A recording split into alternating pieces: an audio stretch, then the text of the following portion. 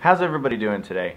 Me, I'm a little sad, to be honest. In fact, I'm actually very sad because my biggest inspiration in film criticism, unfortunately today, did pass away. On the east coast of the United States there's a rental store called Family Video, and I was walking through there today and I got a text. It was my friend informing me that Roger Ebert had passed away. Now, I don't normally like to make videos about people who have died and how I feel about them because I feel like in some way it might be inappropriate. In this case, I strongly disagree because Roger Ebert is one of the biggest reasons that I'm talking to you right now. And I don't want to make this video sad. I want to make it a tribute to the many great things that Roger Ebert has done in the realm of film criticism to inspire myself and countless others. And I want to tell you a little bit about my story so you can get an idea of why this day really actually hit me a lot harder than I thought it would. If you guys have followed me for a while, you know that my parents raised me on great films. They showed me Star Wars and The Princess Bride and Back to the Future, and films that really inspired me a lot as a kid, and it got me into movies in the sense that I really enjoyed them. But it wasn't until I was about 14 years old that I started to see movies as an art form. I started to recognize that there were people behind the camera, that there were screenwriters and gaffers and directors and light technicians and, production designers and things like that. I had never actually thought of that in the past. I always just viewed movies as it's a movie. But when I was 14 years old, I saw a film called Signs, and this film really inspired me, and it made me want to explore the realm of directing, and it made me interested in movies as an art form. And I remember I went home that day and I started actually looking up reviews for the movie Signs, and I had never done that before. I wanted to know, were other people affected the same way that I was? Were other people inspired the same way that I was? Were there other people out there who saw the same film that I saw? And I came across Roger Ebert's review of Signs, and he gave the film 4 stars, which is his highest rating, and he went on to talk about M. Night Shyamalan's use of suspense and the building of tension in the film, and he likened it to Hitchcock. And that made me start thinking, hey, my mom showed me Rear Window when I was younger, and I had seen Psycho at that time, and I remembered, oh yeah, that's right, Alfred Hitchcock is a really good director. And through Ebert, and through that film that I saw, I really started to gain a major appreciation for film, and I'll never, ever, ever forget that. And that's one of the biggest reasons why I wanted to make a video to express my love for that man and what he did for film criticism and for me, and just honestly, I don't even want to say the words film criticism anymore. That man made me appreciate movies more.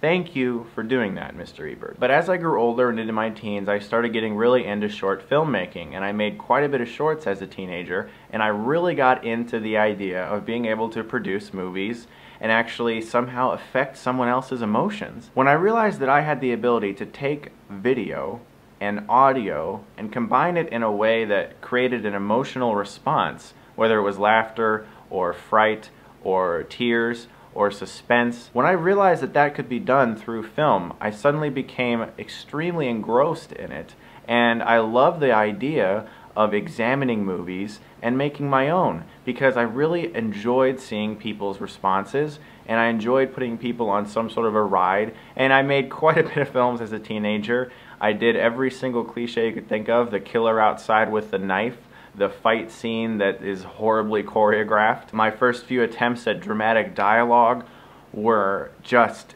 insanely awful, and when I watch them nowadays, I cry with laughter. They're just amazing from that standpoint. They're hilarious, but they're awful. But through Roger Ebert's reviews that I continue to read, I grew an appreciation for film that I had never had before. Another thing that Roger Ebert did for me was he told me it was okay to not like a movie that maybe everyone else likes. Despite the fact that I personally strongly disagree with his 2-star review of Die Hard, I read his review and I can understand where he was coming from. But what that told me was, you don't have to like every humongous classic film. You don't have to say, oh yes, this movie in particular, yes, that's a great film because a whole bunch of other people said it was good.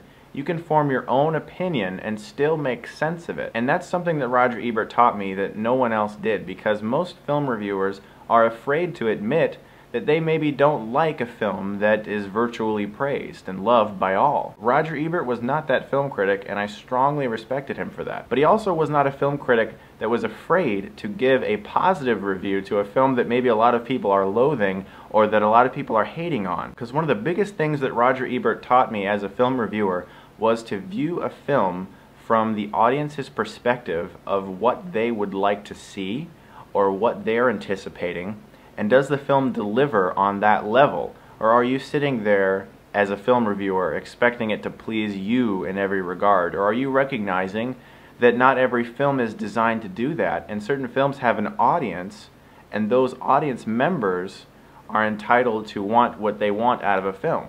To this day, that's why I do go into certain film genres knowing that this probably isn't going to be for me, but I can at least respect those who appreciate it because it was made more for that demographic or that age group. It doesn't mean that I'm going to go into the Smurfs 2 later this year saying, oh, it's just for kids, it was fine, because I saw the Smurfs 1 and I hate that movie. I recognize though that kids under 5 will probably really enjoy it, and I remember I even said that in my review. As I grew up, I started to watch Roger Ebert's TV show, and at that time it was with Richard Roeper, and I watched his reviews and them going back and forth, and that gave me the idea of a debate with a critic, of someone who maybe I disagree with this person. I can actually discuss film with someone, getting to know their opinion without putting them down or being condescending towards that individual. And I'll never forget, there were times when I was growing up that I would go to the Blockbuster or the Hollywood Video, 2 store chains that aren't around anymore. Sadly, I miss those stores. And I would look specifically on the VHS tapes. Yes, the VHS tapes. Does it say 2 thumbs up on there? Does it say that Roger Ebert or Richard Roeper or Gene Siskel liked this movie? They did? Okay, you know what? I'm gonna watch it. I don't know what this movie's about, but they liked it. I'm gonna watch it. That taught me to accept that other films that I may not be interested in were good. You know, I might not on my own just choose to watch a certain film, but because he recommended it and because I trusted his opinion, I decided to watch many different genres of film. Foreign language, subtitled, whatever, everything. I wanted to see what it was all about. And through him I learned to appreciate all different types of film and not just action or comedy or cartoons. You know, I learned that other films were really good and had something to offer, and I have them to thank for that. Eventually he released on his website links to all of the former episodes with him and Gene Siskel, and I started to watch those.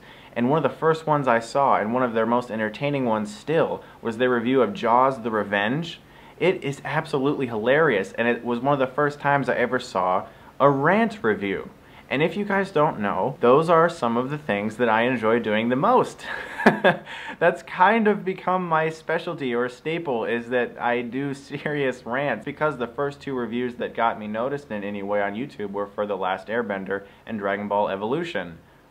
But through Ebert and Siskel and watching them rant about how the shark followed the Brody family around and how this family of sharks is actually hunting the Brody family and how hilarious that was to them, got me the idea of, you know what, I can actually make a rant video but keep it lighthearted and funny. I don't have to just sit there and be angry all the time. I can actually make it funny and comical, and I have them to thank for that as well. So despite the fact that I am sad that Mr. Ebert has passed, I want to thank him for the legacy that he leaves behind, for all the things that he's taught me as a film reviewer, and for the continual inspiration that I know I will receive from even reading his past reviews and from seeing the videos that he did in the past with Roeper and Siskel.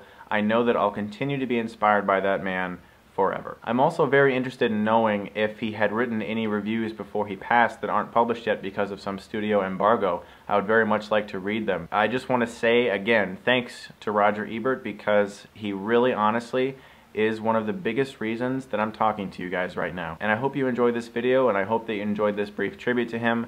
I'm going to lay off my signature catchphrase because I feel that it's too comical for this video. I just want to tell you guys thanks very much for watching, and I'll see you again very soon.